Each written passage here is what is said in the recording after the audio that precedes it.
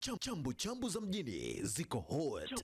Chambu za mjini ziko hot. Ni siku nyingine tena tunakutana hapa, mdau shabiki, staff wetu wa kudumu, karibu sana popote pale ulipo, mwa kuichagua chambu za mjini kwa uzuri. Sisi Waswahili tuko hapa kwa ajili ya kuhabarisha, kukupa mambo yote ya Kiswahili. Tunasema tembele nyuma choo na tunakula sisi hatukati roho. Kwa uzuri kabisa, pembeni pale niko na Somo Rashida Wanjara. Somo wenye wali wengi, Somo Kigoli. Namba moja mpaka namba ngapi? Ndio cheo changu. Unapokuja ndivyo ninavyokupokea. Tunapoondoka ndivyo ninavyokuaga. Tumbo hatujauza, mgongo hatujapangisha. Tuko vizuri leo Waswahili. Leo kwenye kilinge chetu hapa tuko na Mswahili mwenzetu, tuko na mtaalamu masuala mazima ya ndoa, lakini kwenye engo tofauti tunamwona ana mambo yake kwa mjini Instagram, mjini mtandaoni huko kwa uzuri kabisa. Tuko na Samir kwa uzuri kabisa, roho ya kwake Tabu wa Kombolela. Bwana mapema Somo. Baba tume nimependa. Nilikwambia behind the scene. Huyu mkweo. Yule si mwali wako? Mwali wangu mwanangu. Mpaka leo kaiva yupo naye kamshikilia, basi ujue mizungu yako Somo si bamba. Sana sina kazi mbovu. Kwa uzuri. Unajua kama mkweo huyu? Najua. Ulijuzwa mapema? Linambia. Unavyoyaona ya mkeo, je, unaamini kweli kapata kwa Somo hapa? Somo kafanya kazi kubwa sana. Naongea kwake, anatakiwa anastahili kupewa zawadi kubwa. Piga kelele kwa Somo yako. Tena Somo tunaye na tunatamba naye. Samir, karibu sana. Shukrani sana. Uzuri wake ni Mswahili. Mimi ni Mswahili sana. Labda tuweze kufahamu, sisi wengine tunakufahamu mtandaoni kwa kweli, lakini kulingana na kazi zako unazofanya ni nzuri za kuelimisha wanandoa wengi na wameponyeka kupitia yale maneno yako. Nataka tuambie tu kwamba historia yako kafupi tu umeanzia wapi? Kuanzia wapi, kwenye biashara ama kwenye hizo content creation? Kwenye content mpaka tukakuona mjini na umeenda mjini. Mimi naweza kusema kwamba ni mawazo ama stress ndo zinipelekea mpaka nikaanza kuwa content creator. Yes. Ni stress tu ambazo kwanza nimepitia, ndo hiyo siku tu nikaamua tu kuweka tu. Ni stress tu hizo emotions kwanza, maisha ni stress tu. Hizo ni stress zote. Kwa ujumla zote zimechanganya. Kwa sababu ukizingatia kwa mmoja mwingine pia ni mfanya biashara. Kwa hiyo kuna kipindi nilikuwa nimepitia situation ngumu sana. Kwa hiyo nikabidi tu nijitafutie sehemu ambayo nitakutana na watu ambao siwajui. Unajua hata matherapist wanakuambia kujichanganya na watu wengi ambao hamjuani inakuwa ni nzuri sana kuweza kutoa kitu ambacho kwa moyoni mwako. Kwa siku ya kwanza nikaweka simu mbele ya gari yangu, ndio nikaanza kupata shot ya kwanza kuposti, ikaondoka. Basi nikasema tuanze tu hapa. Kwa hiyo safari ndio ikaanzia hapo. Dereva Bolt ndio nikaanzia hapo. Kila kitu niko mimi. Yes. Na unafikiriza content unazozifanya maybe kwenye engo ya watu wanavyozipokea, maybe kuna watu wanakutafuta DM kwa ajili ya kukutaka ushauri either kwa watu wazima au vijana wenzio? Nataka tuweke sawa, kwa sababu vitu tunavyozungumza ukiweka pale mbele kweli simu yako, watu kwa ondoka na nondo na madini. Mtu akiondoka pale kidogo na nafsi yake kama ilijikunja inakunjuka kulingana na maneno, yani kama utupata kutufunda bure. Maana mambo ya mafundo watu unalipia kwa masomo ya mama mali funga kwa mongo somo, lakini anatufunda bure na mtu anaondoka pale na save video na vitu vingine. Hebu tuambie mwitikio kwa watu kufuata DM maybe kwa ajili ya masuala mazima ya kutaka sasa kukuona na kuaje? Mwitikio kweli sio mongo, mwitikio ni mkubwa na nimeshakutana na watu wengi sana.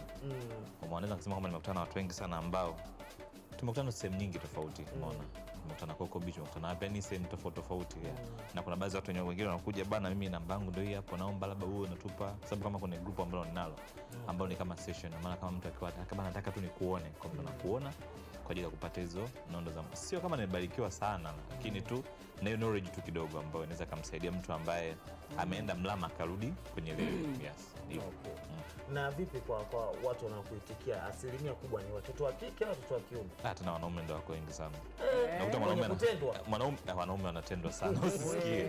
Sasa mwanaume mwingine anakuambia kwamba hiyo video uliposti inanihusu mimi hiyo. Yaani hiyo mwanamke wangu ameninyamazia kisa ameniomba 100,000 ya kusuka sijampa. Umeona?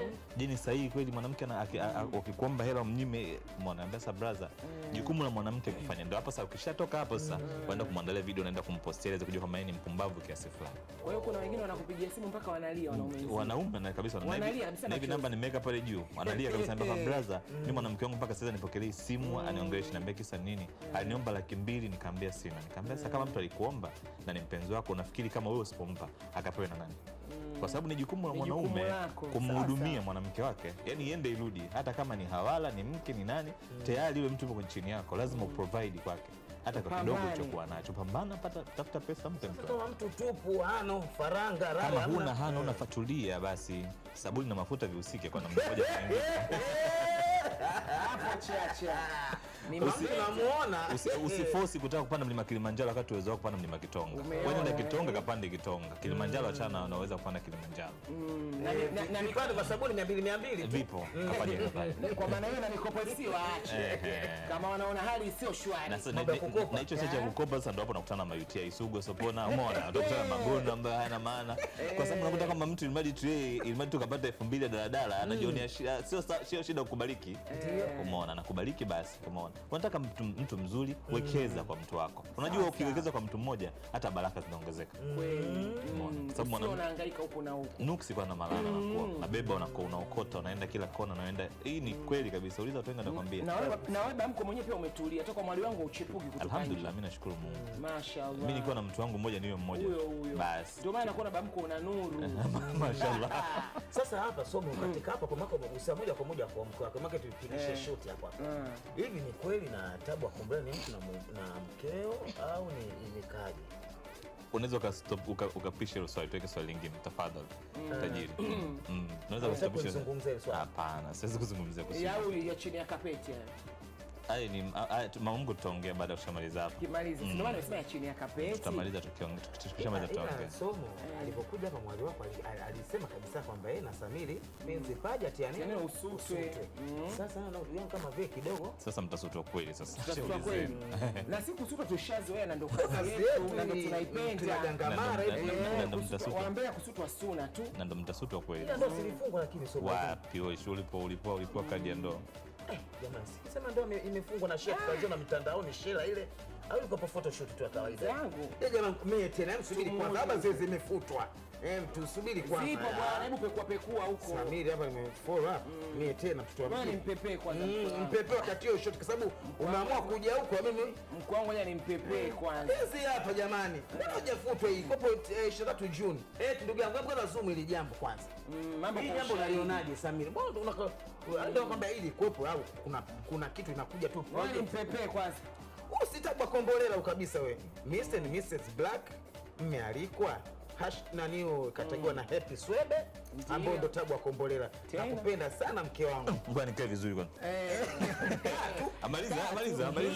Iongee nini kuhusu wewe? Nitakupenda, nitakuheshimu na kukulinda mpaka siku yangu ya mwisho.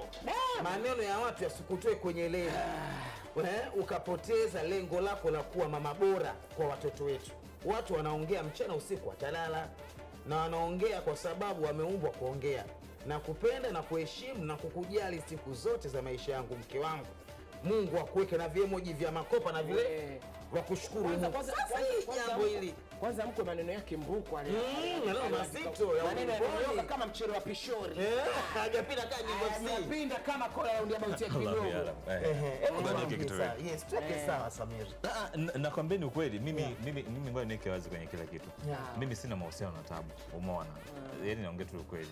Mimi na Tabu ni kwamba tu kuna project ambayo tunafanya ambayo soon as possible kama itaamua kama mambo yakienda vizuri itawekwa lakini kwenye swala mapenzi hapana. Mimi nilikuwa na mahusiano yangu ambayo nahisi naye baada ya kutokea sintofahamu ya mimi na Tabu basi ukapita mmomonyoko. Sasa na imani mambo yatakaa sawa inshallah. Kwa hiyo nimeona tu niseme hichi kitu kwa sababu hata mtu wangu pia popote alipo akiona hii aweze kuona kabisa kwamba awe na amani na wewe. Haikuwa ni kweli, ilikuwa tu ni mambo tu ya kimjini. Yes, mambo ya kuweka watu attention. Yes, hivyo tu labda naweza ngasema hicho, lakini mimi na Tabu. Kwa hiyo Tabu ni dada yako? Tabu ni dada yangu kabisa, mdogo wangu kabisa. Naweza kusema kwamba ni mtu ambaye hata saa 6 za usiku anaweza kupiga simu kwangu akaniomba ushauri na tukashauriana.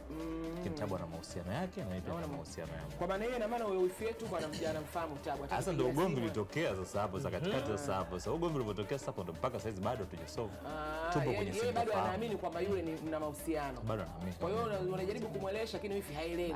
Ngoma ni ngumu. Basi ndio hivyo, kupitia chambu wifi ataelewa. Kiukweli jamani, afu akaya kukumbuke kwamba watu ambao mna date na watu maarufu kuna njia tofauti, watu tusikalili kwamba siku zote mtu atakuja na kiki labda siuka gongwa na gari, maana siuka fumaniwa, hivyo vishapita na wakati. Kweli. Kwa watu wana idea tofauti kwa ajili ya kuweza kusogeza vitu vyao. Huyo shemeji yetu vipi, umezaa naye au ndo vipi? Hapana, mimi nilozaa nao ni wengine kabisa. Huyo sijazaa naye. Au umezaa na, kwa hiyo umezaa na wanawake tofauti yani? Mimi nimezaa na wanawake wawili tofauti. Wanawake wawili tofauti. Na watoto wangapi? Na wote walikuwa ni wake wa ndoa. Hamna mtu ambaye nilikuwa nimepalamia. Wote walikuwa ni wake wa ndoa. Yaani mke wa kwanza, mke wa pili au ulimuoa kama mke wa kwanza, riziki ikaisha, nikawa mke wa pili, riziki ikaisha, alhamdulillah. Kwa hiyo huyu anayekuja safari wa tatu. Basi tunaomba sisi kama chambu huyu utulie kwenye hiyo ndoa. Ndio maana mimi nataka ndoa. Sitaki mambo ya kwanza kulukiana kama vile kama chura. Mimi nataka ndoa, na ndio maana nikiona mtu ananifaa kwa ajili ya ndoa tunaelekea. Sasa mtu ambaye ameona kabisa vitu vya kwenye mtandao. Kwa hiyo ina maana shemeji wewe upendi kuzini? Hapana, mimi zina kwangu ni haramu. Haramu kabisa. Kani somo one side hivi. Nimeiona zamani mwanamke anamuona shemeji ana nuru. Mimi zina ni haramu. Okay. Kuna kitu uliweza kuzungumza na ni vitu ambavyo vako vinatujenga sana. Sisi natumia hapa tutaondoka tu ambao kwenye kundi hili tulipo tutaondoka na vitu vingi sana siku ya leo. Ulisema kwamba mwanamke hana dini. Na nataka utuweke hii sawa. Hii ina maana gani kwamba mwanamke huwa wanawake wanaga dini? Kwa sababu najua Rashida. Subiri tumuize Rashida. Rashida sasa hivi wewe ni Muislamu. Anatokea Kibopa hapo mwenye milioni 100 zake, yani akaunti yako vizuri. Subiri kwanza. Unajua kama mwanamke hana dini. Tunaposema hiyo unaweza kusema kwamba tusiweke kidini, lakini tuweke kama kielimu duni, kielimu mtaani. Rashida anakuja mtu sasa hivi anakuambia kama nataka nikuoe, umeona, na ni milionea mkubwa. Amia kwenye Ukristo. Hebu niambie ukweli, utashikilia dini yako ama utahama utaenda kwa bosi wako? Sasa kila mtu ana imani yake. Mimi ni Muislamu. Umeelewa? Naweza nikaenda kwenye Uislamu wangu ndoa nyingine tukafanya mambo mengine. Sasa unajua kitu moja. Subiri. Tutajua hapo. Wanawake wengi wamezaliwa kwenye misingi ya Kiislamu, lakini wengi wao kuja kuangalia mbadilisho dini wamekuwa Wakristo. Hiyo ndio maana Lisa sema mwanamke hana dini. Kwa sababu kama mwanamke angekuwa na dini, maana yake ni kwamba angebakia na msimamo wake hule kwa mimi ni Muislamu. Kwa hiyo ina maana mwanamke anabadilika kama fungu za anabadilika, yani anabadilika muda wote. Mwanamke sio mtu wa kumtegemea. Wako baadhi ambao wanasema kwamba mimi siwezi kubadilika, lakini kuna baadhi wanafanya nini? Wanabadilika. Umeona? Tuna rose fulani za udhaifu yani. Huko ndo maana kusema kwamba hauna dini, hauna msimamo, naweza kusema hicho kitu. Na nyinyi mbona wanaume pia misimamo hamna? Baadhi yao sasa. Si ndo maana 40 kwa 50. Wanawake pia nao baadhi yao. Si ndo maana nikasema 40 kwa 50. Mimi binti yangu akiniambia kwamba amepata mwanaume ambaye wameendana na kila kitu, ni Mkristo, mimi nitampa ruksa kila kitu kwamba aende akaolewe, kwa sababu siwezi kujua future ya mtoto wangu ambaye ni ipi. Umeona? Siwezi kumlazimisha aende akaolewe na kina Allahu Akbar wakati Yesu Kristo anamhitaji. Umeona? Hivyo. Kwa hiyo baba wa kimjini. Unasoma alama za nyakati. Unampa mtu kupanga ni kuchagua. Mpe mtoto option ambayo ameona kwa upande wake ni nzuri. Umeona? Usimbane. Kwa sababu unaweza ukambana akaenda kwa Joseph akamtia mimba ya kwanza, mimba ya pili. Mijukuu yako miwili inakuja hapo inakuangalia bila ndoa. Unaona kama kija mtu tupu vile, kama amempenda mtu watajua wenyewe. Mimi nawafungisha ndoa, kama umekubali kwenda kwenye Ukristo nimekubali. Olewa naye nenda. Umeona? Kwa sababu haya ni maisha yake, sio maisha yangu. Na Mungu ni mmoja. Na Mungu ni mmoja. Kwa kweli na Mungu hana mshirika. Na Mungu hana bia. Okay. Kuna kitu pia Samiri uliweza kukipost, I think na umekipeni kwenye Instagram. Umesema kwamba mwanamke anayejihudumia mwenyewe ni ngumu sana kuwa romantic. Kwa kweli kabisa. Mwanamke anajilipia kodi mwenyewe na kila kitu mwenyewe, atakuwa romantic sana ngapi? Kwanza huo muda ambao naambia mwanamke awe romantic ndio anakuambia kabisa anawaza vikoba, anawaza marejesho, anawaza sijui mizigo yake imenasa bandarini, anawaza vitu vingi sana. Wewe unafikiri kwamba atakuwa na muda wa kuniwaza mimi Samir? Kwanza hata time ambao unaweza kumletea mapenzi ambapo kwamba eti nakupenda, anaona kama vile unampigia makelele tu. Mindset yake imeharibiwa na biashara. Kama mtu ambaye kile kitu inatokana nini? Yes. Sisi wanaume ndio tumesababisha hicho kitu, unajua. Twende mbele turudi nyuma. Wanaume ndio chanzo kikubwa cha wanawake wengi sana kuzimika kihisia.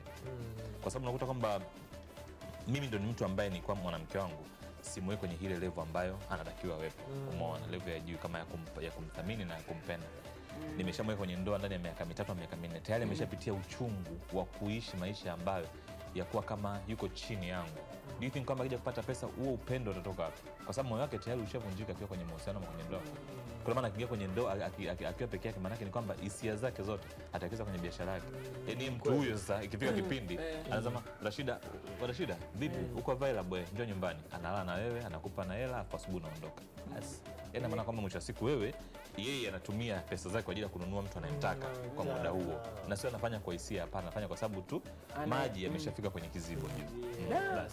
Na Samiri, kuna niliona kwenye mtandao ulisema kwamba kuna wanawake wengi yani uliongelea kwamba wanawake yani hawatoi nongo wamesao. Hawatoi nongo. Hii imekaaje bwana? Hawatoi nongo vipi sasa? Unajua Ona makwatu ya nguo. Kupanda kwenye daladala na mtu mwanaume anatoka nyumbani asubuhi alafu ananuka kikwapa. Umeona? Ushakutana hiyo hali? Unakuta mtu unakutana naye kwenye daladala asubuhi, yani asubuhi ile saa 2 mpaka kwenye daladala. Mtu ana harufu ambayo kama vile ametoka hajaoga ama yuko vipi ama yuko vipi. Umeona? Hiyo kazi ya mwanaume juzi jana leo. Kwa hiyo ni kazi ya mke kumwosha mume wake. Na kwa nini yeye mwanaume mwenyewe naye mtu mzima, kwa nini asitoke naye akaoga? Linapofika wewe ni somo, si mimi naelewa somo. Wewe ni somo. Somo unamfundisha nini mwali wako ikiwa anaenda kwenye ndoa? Lazima amtekee yule mwanaume wake, si ndio? Kama kunitekea mimi huwezi, umeingia kwenye ndoa kufanya nini? Mwenzangu. Hata ndio FC pia huwezi. Maana yake sasa huwezi kununua ile mashine ya kulia basi kuna kesha 500 ninyooshe kwa hapa usiku, toa vitu deodorant zipo zikitu. Tunaongea kama ukweli tuongee. Jamani, rasora au tabu. Twende, let's go. Watu mnayafanya, mloka pembeni mnayafanya. Kwa hiyo Samiri mkeo anakufanyia hayo mambo sasa hivi unatoka kwa nini? Being honest, mimi mwanamke wangu. Yaani nikiwa nisio mongo. Tena sema tu video tu nimesema ndio vizuri hapa tunafunga. Anaweka kabisa na beseni chini, anakuweka miguu yako hapo. Anaweka, anaanza kusafisha miguu. Mimi hata nikifunua miguu yangu huwezi kukuta mguu wangu hata unagaga. Hata nifungue hapa, umeona? Ndio maana namuwaza sana. Sana unayakuza sasa. Hata yakuzi ndio tunaenda mdogo mdogo. Yaani ni jukumu la mwanamke. Lakini sasa unasema kwamba utamfanyia hotel ikiwa mwanaume anafanya nini? Ana provide, anaweka mzigo mezani. Lakini kama mzigo haweki mezani ni ngumu. Umeona kufanya hicho kitu. Lakini pia kitu kingine kinachoanzia ni kwamba unapokuwa unatengeneza mazingira mazuri ya kumfanya huyu mtu ajifeel comfortable nyumbani kwake, ndio more anavyozidi kukupa anachobarikiwa nacho. Kweli, hata kama ni kidogo. Sasa unakuta kama nimerudi nyumbani kwangu hujanipa, kwa sababu unajua vijana wengi mategemeo yetu ya kuoa ni kwamba tunaviona kwenye Instagram ama kwenye TV ndio tukutana navyo nyumbani kwetu. Okay. Lakini sasa tukioa na tukiweka wanawake zetu ndani, tunachokutana nacho sasa ni makelele FC. Umeona? Huko ndani ya huko nje ya gate tunaweza kusikia. Umeona? Mpaka mtu anatamani kwamba nyumbani kwangu mimi nipaingie saa 6 za usiku, watu wakiwa wameshalala. Umeona? Nigonge tu hodi, akiwa amechoka nifungua mlango naoga, niingie kitandani nalala. Basi. Sio kama wanaume tunapenda kwenda bar. Hatupendi kwenda bar. Lakini inapelekea na nini kinaendelea huko nyumbani. Umeona? Kwa sababu kuna muda mwingine kuna mtu anambia kwamba nyumbani kwako, anambia muda bado. Umeona? Muda bado, saa 7 natoka nyumbani kwake. Sio kama wanapenda, hapana. Nyumba haina amani. Umeona? Nyumba inawaka moto. Umeona? Sasa nyumba unafika pale, yani unakutana na mwingine kwenye hizi saluni, ndio tunaenda tunapewa massage ya kichwa, massage ya kichwa, massage ya miguu, massage ya mgongo. Lakini wake zetu tunashinda kununua hata mafuta mzaituni kutuchua migongo. Umeona? Sasa hebu niambie. So mama zetu tupo yani. Kisa tu mume hajaacha. Waambie na gazeti maneno ya chambu chambu, sema nao wanatusikiliza wengi tu. Unajua kwenye kuongea ukweli, tuongee tu ukweli kwamba generation ya sasa hivi imebadilika sana, na generation imebadilika ni kutokana kwamba nini, wanaume kuna trauma ambayo wanayo na wanawake pia kuna trauma ambayo wanayo. Umeona, mwanaume trauma yake ambayo ipo, anajua kwamba mwanamke wangu mimi ninapomuoa amefunzwa na kungwi wake kwamba atanifanyia vile vitu ambavyo mimi kama mwanaume natakiwa kuvifanya. Sasa umeona, na mwanamke tofauti na mwanamke anachoambana kungwi kwamba huyu akiamka asubuhi atakuachia shilingi 10,000 kwenye meza, 20,000 atakufanya vile vile, anakuwa na muhemko fulani. Umeona, hasa anaingia kwenye ndoa anakuta leo tumekwama, tuna 2,000 afanya mpango tule. Umeona, hata mahaba alikuwa anamtoa na kungwi ayafanye anayaacha. Zamani kwenye kila nyumba bibi yetu ilikuwa nakuta hichi kidude, baba amerudi kutoka nyumbani anakula ugali wake, mama anafanya hivi, si ndio hivyo? Lakini sasa hivi kumbuka, nani anaweza kufanya vitu? Nao muda nao. Hamna mtu anaweza kufanya hicho kitu. Mikopo, rejesho, matunzo utamwachiana. Sasa na unakuta sasa mtu haya sasa unaachiwa pesa nzuri na mume wako kwa ajili ya kufanya vitu vya maana, wewe unaenda kuingiza kwenye marejesho, kwenye michezo. Mwisho wa siku sasa hiyo michezo na marejesho, pesa unazozipata hazijulikani. Sasa unajua kuna watu wengine hata bora nini zile vijola vimejaa kwenye kabati vingi. Umeona, ukiulizwa hii sare ya Rashida, hii sare ya nani, hii sare ya nani, sare zimekuwa nyingi. Unapata muda wa kuweza kuconcentrate kwenye mambo ya shughuli ama sare, lakini huwezi kuconcentrate kumhudumia Mungu, kumwendo Mungu. Umeona, ambaye anaifanya mipango yote mpaka unapata hizo pesa za kununua hicho kijola. Okay. Yeah. Maneno ni mazito na maneno kabisa. Samii tunaweza kujenga, lakini kwa kumalizia tu, kuna jambo moja umeweza kupost na natamani kuna kwa gani umeamua kulipost na si kwa ubaya. Umesema kwamba unasimama na Wema Sepetu. Stand with Wema Sepetu. Kitu ambacho unaona, kitu gani kilichofanya mpaka uamue kuposti? Kitu gani ambacho kimekupa msukumo na kuweza kuposti kwenye IG account yako na kusema kwamba tupumzisheni jamani udada? Kitu gani ambacho kimekuingia kwenye nafsi yako na ukaamua kusema na kwa nini Wema Sepetu? Na kwa nini Wema Sepetu? Sasa tunaenda kwenye watu ambao unajua, hata wewe Rashida, leo nikisikia kwamba watu wanakusema vibaya na sifa yako sio hiyo ambayo uko nayo, lazima tutasimama na wewe, kwa sababu tunasimama na ile nafsi ambayo iko thabiti. Umeona, tulimwona Wema Sepetu miaka mingi sana. Mimi toka niko mdogo naweza nikasema, sisemi kwamba Wema Sepetu amenizidi umri, lakini toka niko mdogo nimeanza kuangalia movie za Wema Sepetu. Yes, umeona, nyingi sana, nikisema niangalia zaidi ya, yani ni nyingi naweza nikasema. Kwa ni mtu ambaye amekuwa anatakiwa sana kwenye swala kuto kupata mtoto. Umeona, na imekuwa ghafla kwa watu kuja kuona kwamba Wema anafanya nini, ana mimba. Umeona, kwa sasa ina maana sasa kitu ambacho kilitokea ni kwamba tunaanzia mbali tuweze kupata unani mzuri. Kitu ambacho kilitokea ni kwamba wewe leo umeona kwamba Wema Sepetu ameposti video IG anacheza. Umeona, huwezi kujua mtu ajifungua siku gani, kwa sababu unajua wewe Rashida utakuona unalukaluka, vipi Rashida na mtoto? Umeona, ametoka kufanya operation. Kwa sababu mimi akili yangu, kwa sababu unajua watu wengi kwenye mtandao ni watu ambao hawajasoma, naweza kusema hicho kitu ni yani elimu hawana, mambo. Umeona, asilimia 90 ya watu kwenye mtandao hawajasoma, 10 pekee yake ndio watu ambao wanaelewa kitu. Unajua, mtu anaweza akiona kitu hii ni AI, lakini anaiamini kabisa kwamba hii ni kweli. Umeona, hii ni picha mnato, lakini mtu anaamini kabisa kwamba hii ni kweli. Kwa maana mtu alivyoona vile hakuweza kujiuliza kwamba huyu mtu labda alijifungua wiki mbili zilizopita ama mwezi uliopita. Umeona, yeye moja kwa moja akasema kwamba katoka kujifungua anacheza. Wewe unajuaje? Kwa sababu kila kitu kilikuwa ni siri. Ni siri ya mtu kweli. Umeona, kwa maana kwamba kuna muda unafika, hebu wajitahidi kutoa majukumu kwenye maisha ya watu. Umeona, sio kila kitu unachokiona Rashida ukiingilie, kwa sababu kama Wema amenunua mtoto, sio mtu wa kwanza kununua mtoto kwenye dunia, wala sio mtu wa kwanza kupandikiza mtoto kwenye dunia. Marekani na kibao anapandikiza mtoto kwa watu. Umeona, yeye ni nani yeye ambaye mtu ambaye anakosekana, mtu ambaye watu wanaweza kumwataka kusema kwamba eti umenunua hujazaa sio kitu gani. Umeona, na hata sasa hivi akisema watoe video gani, tayari trauma za Watanzania zimeshaharibika. Kwa hiyo maana hawataweza kusaficha chochote kile kwenye maisha yao. Umeona, kwa maana wampumzishe, wamwache tu, kama alienda leba, kama hakwenda leba, anajiwe na Mungu wake. Umeona, the rest sisi tubaki tu na maisha yetu magumu, sababu unakuta kwamba watu wa kwenye mtandao hana hela ya kula, hana nini, anaona akiamka asubuhi ile shida yake ambayo anayo akihamisha kwa Rashida ama kwa Aktari, ndio anaona ndio kupona kwake. Na wewe Aktari utakapopokea ile hali ya ule mtu, sasa mimi naweza ngamka asubuhi nikaanza Aktari ni mnene mbaya, akivaa pendezi vile, umeona, tayari wewe ile hali utaipokea. Mimi tayari nishaitoa kwenye kwangu, nishakuhamishia wewe. Umeona, nikishakuhamishia wewe tayari nayo unatoka nayo, unakuwa unatembea na trauma. Mimi kweli nimeambiwa mnene, nikivaa pendezi, sijui Rashida zangu mimi na shepu ya puto, unakuwa unasikana, maana tayari jamaa kashamisha ugonjwa wake akakomesha kabisa. umeona, na ndio maana mimi ndo siruhusu kabisa hivi kolokolo vitokee kwenye maisha yangu kabisa. Samir, tunaondoka na vitu vingi sana, una madini sana, lakini unafikiri muda unatupa mkono. Lakini Kusomo, kuna kitu ambacho Samir, cha mwisho kabisa tuweze kufunga nacho. Ulioa kwa ukiwa na umri mdogo sana, miaka 21. Unahisi ni kitu ambacho kilikufanya mpaka sasa hivi katika siko baya maybe katika ndoa zako hizi mbili kupita kwa kuyumba, au unahisi hakukomaa wao wazazi, shinikizo la wazazi, au kuna ulimpatia mtoto wa mtu ujauzito wazazi akasema hili tikiti bovu kaangaike nalo? Maana na kwa mapema kuna vitu vingi. 21 naweza kusema kwamba ya kwanza ilikuwa baada ya kutoka chuo nikawa nafanya kazi supermarket, 7 Pack supermarket hapo Msasani Macho hapo pia. Kwa hiyo nikabahatika kupata ndoa ya kwanza, umeona, ambayo kiukweli hatukuweza kukaa kwa sababu tulikuwa wote ni watoto, naweza nikasema hicho kitu 21 na 18 kitu kama hicho, kama bado wadogo sana, kwa sababu mimba ndio ilikuwa inapelekea mpaka tukafanya nini na ya kwa hiyo kwanza. Lakini kwa pili nimemuoa nikiwa niko very mature na kila kitu, kwa sababu tumekaa karibuni miaka 7. Lakini mimi nasema na imani sana kwenye jambo linaloitwa riziki story.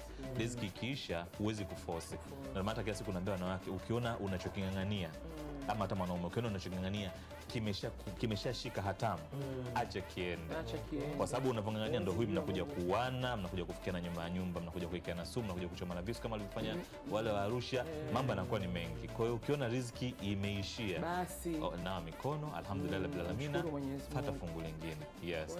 Kwa hiyo mimi ndio nilivyokuwa hivyo, riziki iliisha. Lakini mama watoto wako mnawasiliana na uzuri, watoto wangu toka wadogo wako nyumbani kwangu. Watoto wangu wote. Kwani wa kwanza na umri gani? Miaka 13. Mashallah. Na wewe wapi? Miaka 9. Ndio wawili. Watatu. Na watatu tena kwa miaka 5.